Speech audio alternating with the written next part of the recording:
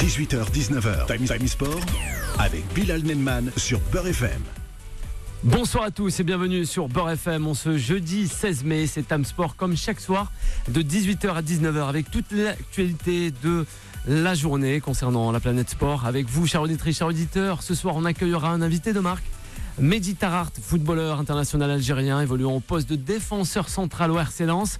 Vous restez donc connectés tout au long de cette émission avec le 01 53 48 3000 et le hashtag Tamsport sur la twittosphère avec vos consultants et essayez de remporter de nombreux livres avec le partenaire Talent Sport et des maillots de vos clubs préférés. Au menu de cette émission, on reviendra sur les clubs allemands vent debout contre le projet de la réforme de la Champions League, les équipementiers dans le football, mais aussi la Copa América 2019 qui se déroulera dans moins d'un mois du 14 juin au 7 juillet du côté du Brésil. Et on terminera avec les retrouvailles au bercail de Juninho, futur directeur sportif de l'Olympique Lyonnais. C'est parti, gogo Time Sport.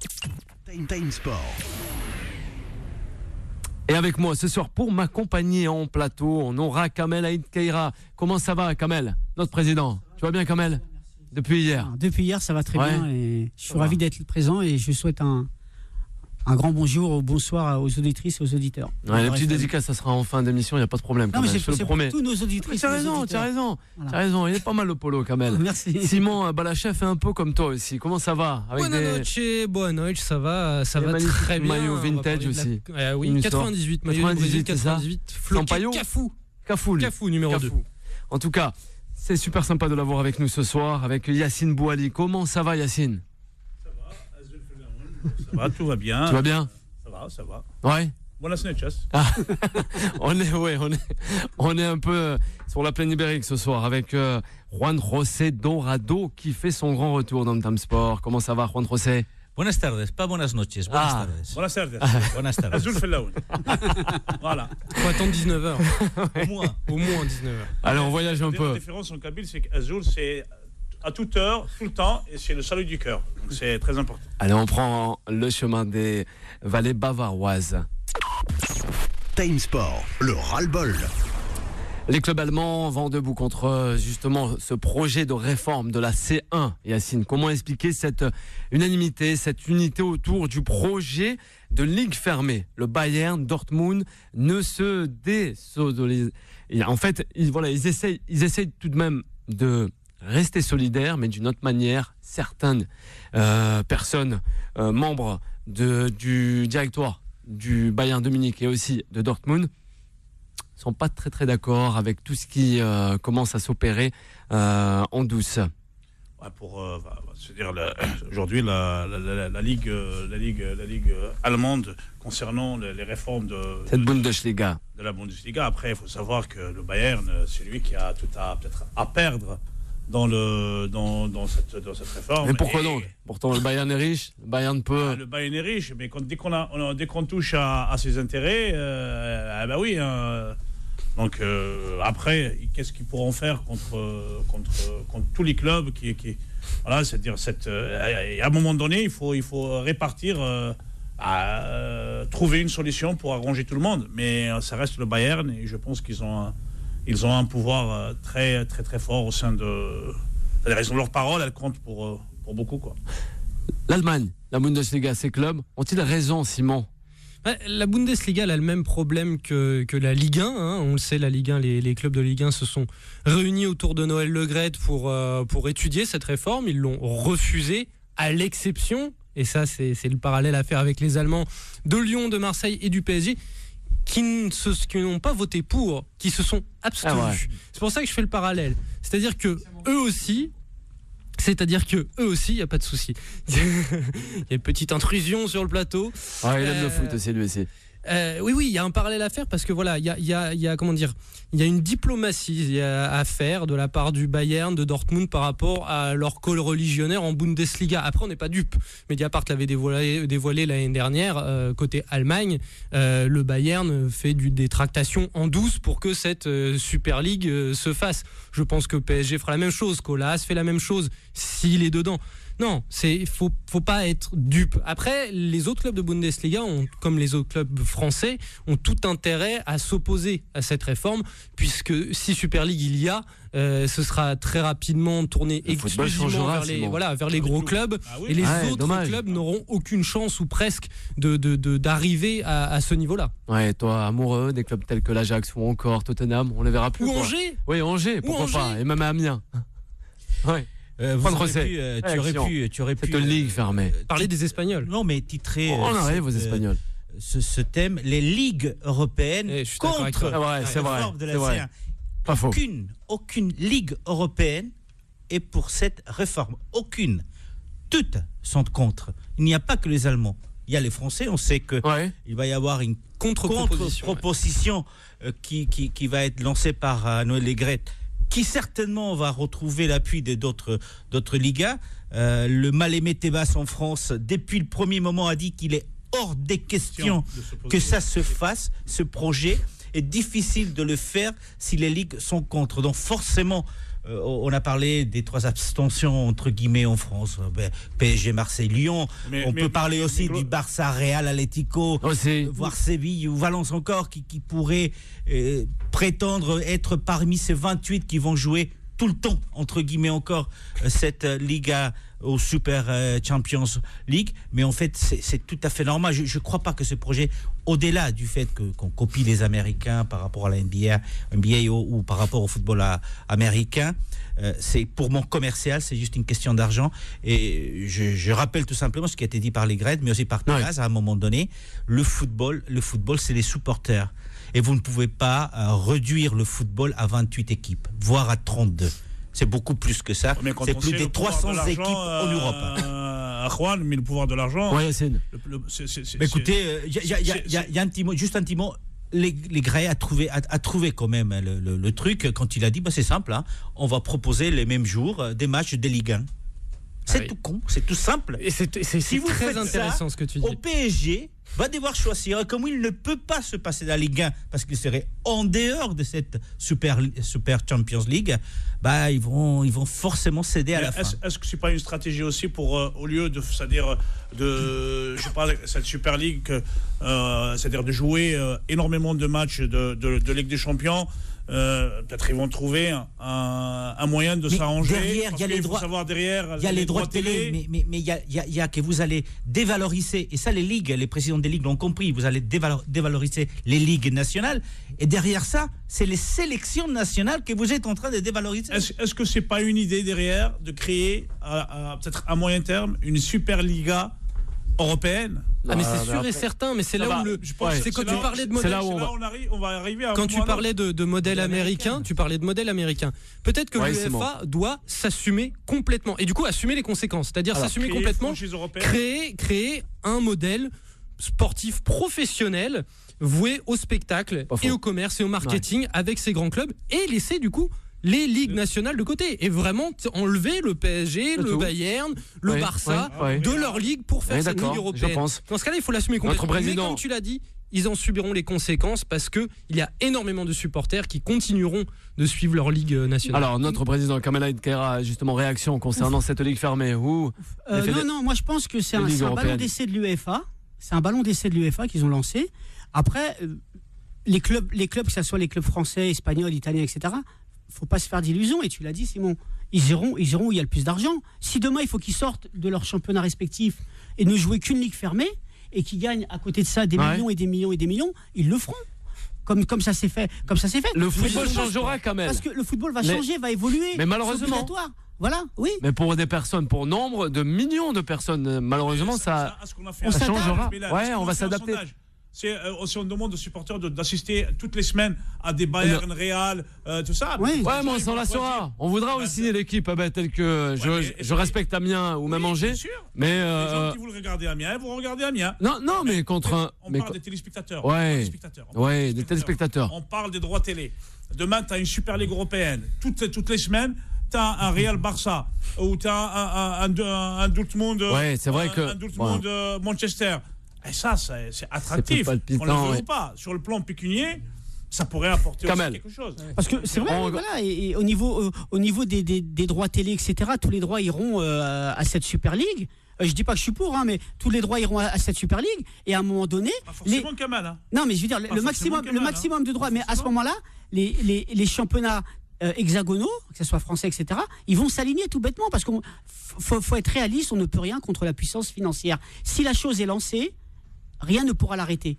C'est simple. Là, tout le monde va vent debout, mais il y aura sûrement un arrangement. Il va y avoir des réunions, il va y avoir des concertations. Et je pense qu'il y a un moment donné. Juste, il faut se rappeler Alors, on laisse terminer. Il y a un moment donné, ils vont leur dire c'est ça ou vous perdez tout. Donc, à un moment donné, les ligues vont accepter. Il faut juste se rappeler, il y a quelques années en arrière, sur l'introduction de la VAR dans le football, on disait voilà, l'arbitrage vidéo, ça va dénaturer le football. Aujourd'hui, ça s'est imposé comme une évidence. Et merci, et je rebondis sur ce que disait. Moi, ça fait 2-3 ans sur la VAR, je l'ai dit, la VAR, ce n'est qu'un cheval de Troie pour faire rentrer la publicité dans le football. Ça fait 20 ans, 30 ans que les publicitaires essayent, les financiers, de rentrer la publicité dans le football. Il y a toujours eu un arrêt. Les instances ont toujours été contre. Et moi, j'ai toujours dit, la VAR, c'est un cheval de Troie.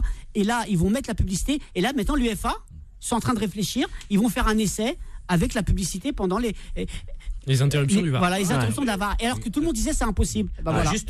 Juste deux petites choses. Derrière la casse sportive que ça va supposer avoir cette Super Champions League, il y a la casse économique par rapport à des clubs. Les clubs, aujourd'hui, c'est des sociétés. Il ne faut pas oublier. C'est des Merci de le rappeler. Qui vont disparaître, pour beaucoup, qui vont disparaître. Donc, et derrière, vous parlez des téléspectateurs, mais qui vous dit, à vous, que Netflix ne va pas dépenser 500 1 milliard pour avoir les droits en exclusivité. On est dans ce délire-là en ce moment. Si vous voulez avoir du foot, du grand foot, vous allez payer 50, 60, voire 100 euros par mois. On paye combien si on n'a pas avoir du foot? Il faut s'abonner à 4, à BeIN, à Canal+, à RMC. C'est pareil. Mais je suis d'accord. Mais rien ne est pas faux, la casse économique va au-delà des clubs. Vous avez raison quand vous parlez des box, quand vous parlez de free, des Bouygues, etc. Il y a une casse économique derrière. C'est des emplois. On ne se rend pas compte de ce que ça. Quand tu parles des sociétés et de ces clubs, dernièrement, cette histoire, ça fait 30 ans. Rappelez-vous. Nous, on se rappelle parce que on a un certain âge. Ça fait longtemps. C8. Les C8, les plus grands clubs d'Europe, il y a 25 ans, se réunissaient déjà pour parler d'une ligue fermée. Après, il y a eu le C14 avec l'arrivée des Lions et le PSG, c'est C14 à un moment donné. Maintenant, on est en C28, C32, si vous voulez. Donc, ça fait 25 ans qu'on tourne autour du pot pour arriver à cette proposition de réforme de la Champions League. C'est bon. Oui. Après, quand tu parlais de modèle économique pour ces petits clubs, pour ces sociétés, faire une Super League comme ça, c'est amoindrir les flux d'argent vers les ligues nationales. Et c'est des petites morts à échelle régionale on a cité Amiens, on a cité Angers, mais on pourrait citer Montpellier, des gros clubs d'envergure nationale. Montpellier, Saint-Étienne, Lille, qui se retrouvent. Mais moi, je pense qu'il y aura... Est-ce qu'on empêcherait l'UEFA de créer... Il y a la Super League, ils vont créer une autre ligue avec les petits clubs, avec les clubs moyens d'Allemagne, de France, de Belgique. Est-ce que Netflix paiera, est-ce que Netflix alignera des milliards, des millions pour cette compétition. Mais si, regarde la Ligue 1. Même un peu regarde la Ligue 1, 1 milliard. Qui aurait dit 1 milliard? Parce qu'il y a le PSG. Non.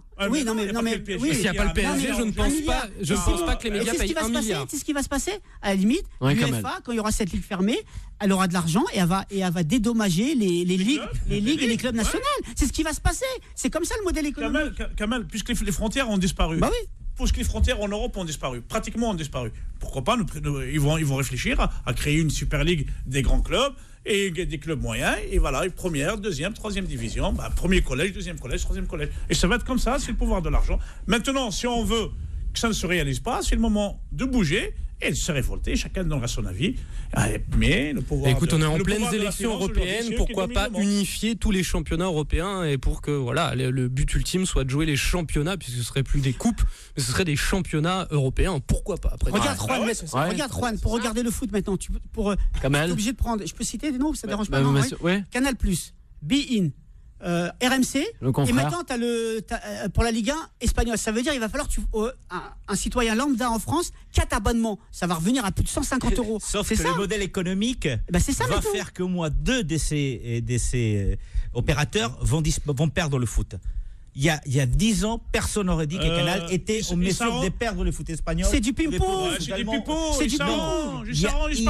Non, mais voilà, le modèle économique est intenable. Je partage le gâteau. Et on attend l'arrivée de Netflix, qui fait déjà des documentaires sur le football, Benzema, le sport. Southampton, la Juve. Voilà, sur Anelka. Donc, attendez que Canal Plus a perdu quasiment tout le football anglais. J'ai lu une interview du président de Canal Plus dans Le Monde qui disait on a de moins en moins besoin du foot dans notre modèle économique. Et ben il s'est aperçu qu'ils ont perdu plus d'1 million d'abonnés parce qu'ils avaient perdu la Ligue anglaise, ils avaient tout perdu. Maintenant, qu'est-ce qu'ils ont fait? Il est revenu sur ses propos et ils ont repris les droits TV de la Ligue anglaise. Ils ont racheté à RMC. Donc ça veut dire qu'à un moment donné, il y a tellement...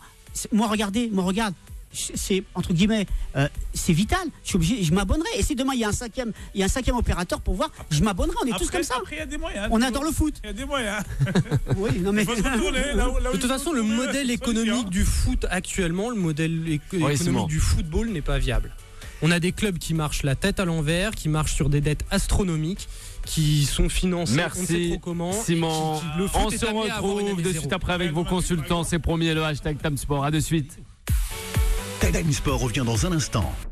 Beurre FM, 18h-19h, Time Sport avec Bilal Nedman. Et de retour sur l'antenne de Beurre FM, 18h-19h, en compagnie de vos consultants, comme chaque soir, sur l'antenne de Beurre, avec Yacine Bouali, Simon Balachef, Juan José Dorado et Kamel Aïd Kaira qui est avec nous, sans oublier le petit clin d'œil au sud de la France, Toulouse, qui nous écoute au 96.9 et aussi 94.3.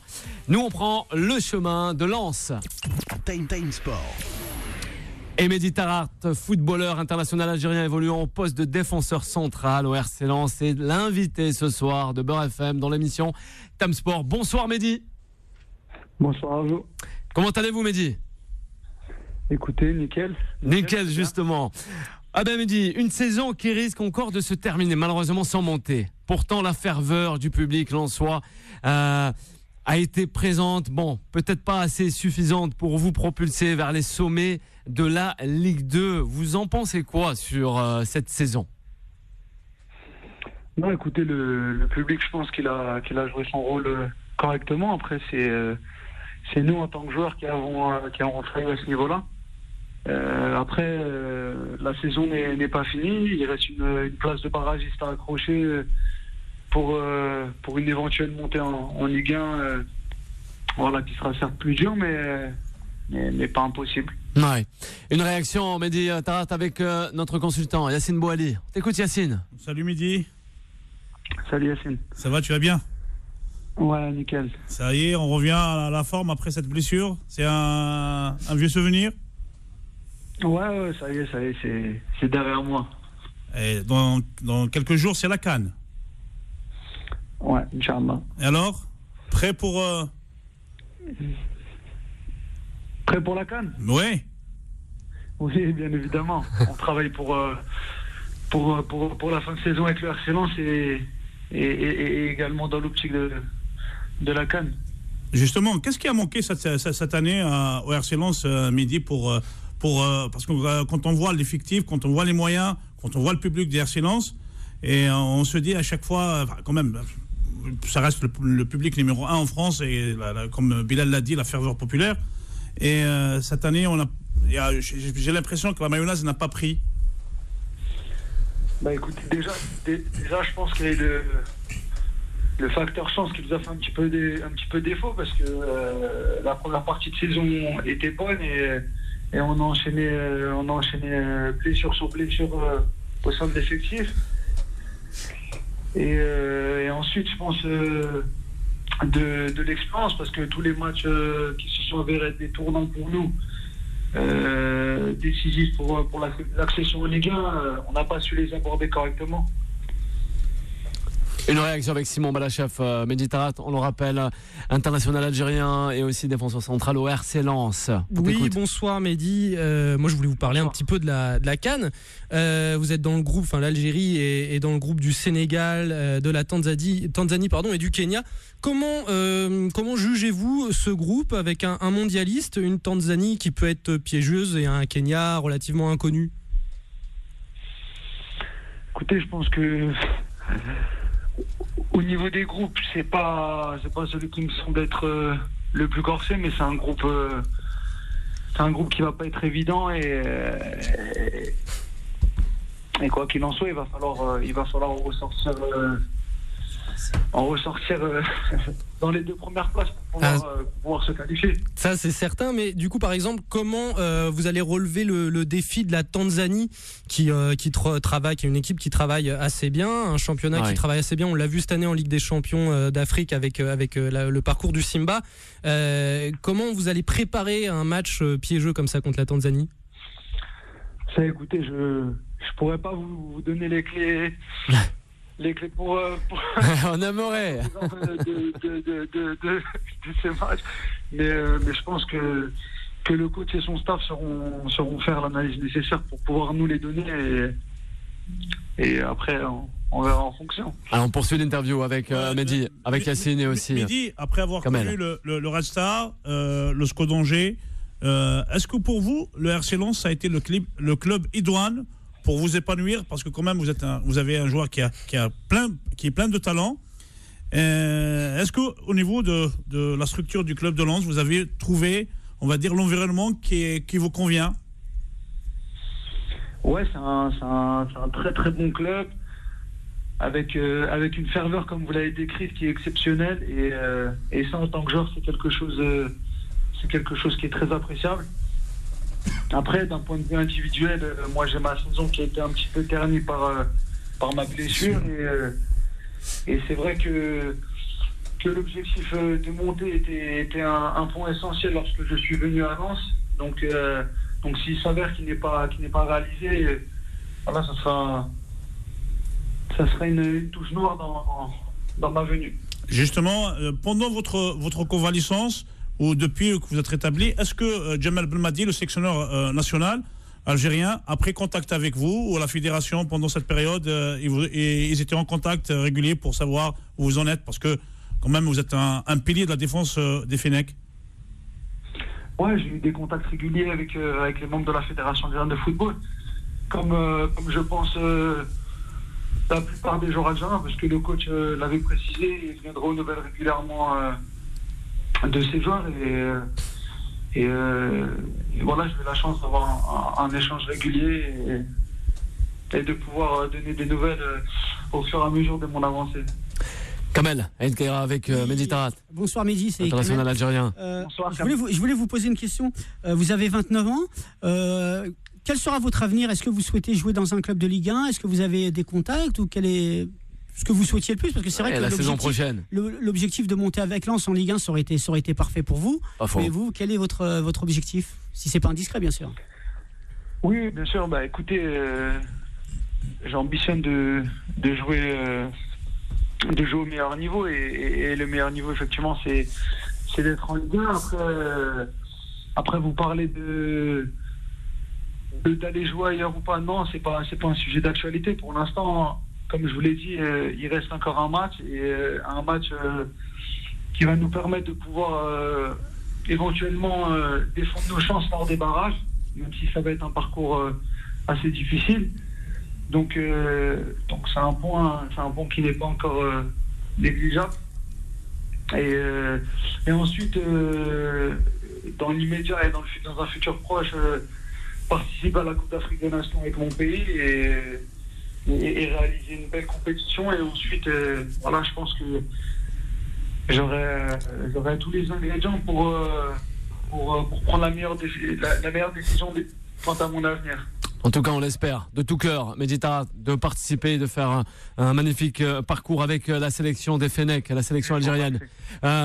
Simon Balachef, on t'écoute. Oui, avant la Mehdi, fin de cette interview. C'est sûr que parler d'un transfert à court terme, c'est très compliqué, surtout après, avec le match qui vous attend contre. C'est Orléans, hein? Je me trompe pas. Bien sûr, c'est Orléans. Ouais. Mais en revanche, à long terme, parce que je me posais une question, parce que il y a plusieurs joueurs, c'est une petite mode qui est arrivée, des joueurs marocains, tunisiens, nés en France, ayant fait une grande partie de leur carrière en France, qui sont parfois retournés, allés au Maroc, en Tunisie, terminer leur carrière. Est-ce que ce genre d'aventure vous tenterait dans le championnat algérien? Comme vous l'avez précisé, pour l'instant, c'est pas un sujet est d'actualité, mais à long terme, hein, je parle, voilà. À long terme, moi, ça peut être quelque chose qui me tenterait effectivement. Et vous auriez un club en tête? La GSK, bien sûr. La GSK. Étant jeune, effectivement, je suis porté de la GSK. Ouais. Il est originaire de Bougie, donc ça peut être le MOB ou la GSMB.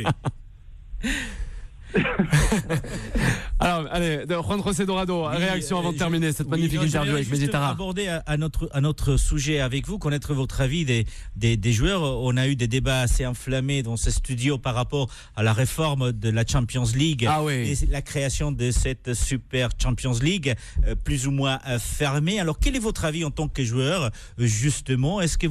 Quel est votre avis? Est-ce que vous n'avez pas peur que ça ait une répercussion, justement, sur les championnats nationaux, que ce soit en Ligue 1 ou en Ligue 2, justement la création de cette Super League européenne avec 28 clubs qui seraient en permanence qualifiés? Si, bien sûr, je pense que comme la plupart des joueurs, je vais pas être pour, parce que je pense que ça va pénaliser une majorité pour privilégier une minorité, et après, est-ce que ça aura réellement un intérêt pour hisser le niveau du football européen, je ne sais pas. Donc je suis sûr que ça aura des conséquences négatives. Après, est-ce qu'il y aura des avantages à en tirer? Je ne sais pas. Donc voilà, c'est mon reste à voir. C'est l'avis de Mehdi Tara. On termine avec toi, Yacine. Ouais, Mehdi, pour conclure, avant de laisser filer Mehdi. Tu vis avec le groupe des FENAC depuis quand même 2 voire 3 ans. Tu penses aujourd'hui que nous sommes capables de gagner cette CAN qui nous fuit depuis 1990? Écoutez, gagner une CAN, c'est pas quelque chose de simple, mais je pense que chacun des joueurs, lorsqu'il s'apprête à disputer ce genre de compétition, j'espère qu'il a l'objectif en tête d'y aller pour la gagner. Donc nous, c'est le cas. Après, aujourd'hui, je pense que il y a un certain climat, une certaine stabilité qui commence à s'installer avec l'arrivée du coach. Voilà, il y a une bonne ambiance au niveau des effectifs entre les joueurs.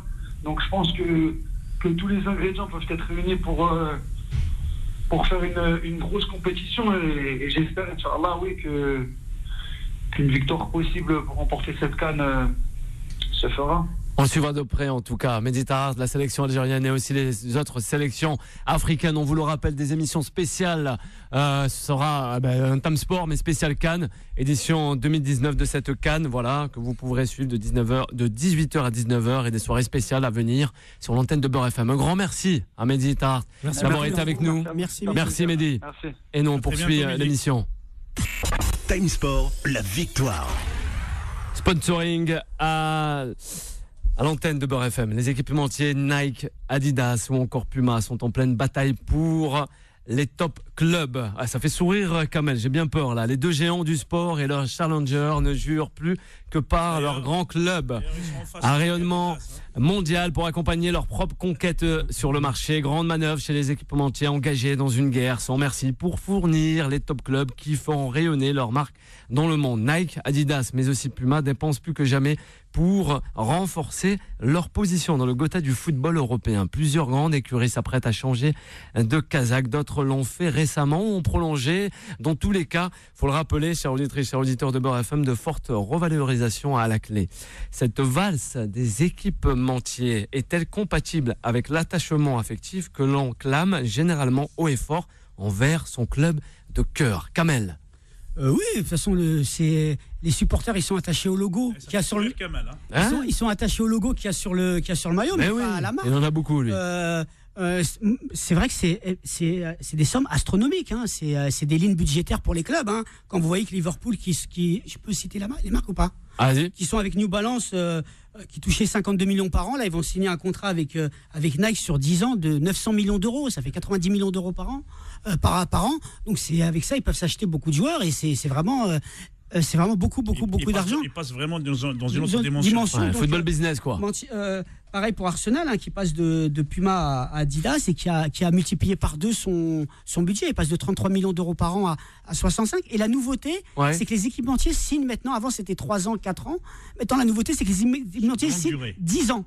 Ça veut dire que pendant 10 ans, les clubs, ils peuvent budgétiser leur achat de joueurs. Ils se disent voilà, on a 900 millions d'euros pendant 10 ans. Et comme le fair play financier, c'est sur 3 ans, donc ils se disent 3 ans, on peut dépenser 300 millions d'euros en joueurs. On va toucher 300 millions. Mais c'est vraiment là, c'est la bataille, c'est incroyable. Ouais, Simon Balachef, on écoute. Comme d'habitude, je compte comme les transferts, les équipementiers, les droits télé, toutes ces sommes d'argent dans le football, je les constate et ça me navre. Ouais. Ça me navre parce que tu as parlé, voilà, ça fait enfler. Voilà, je crois que t'as dit ça fait enfler les budgets.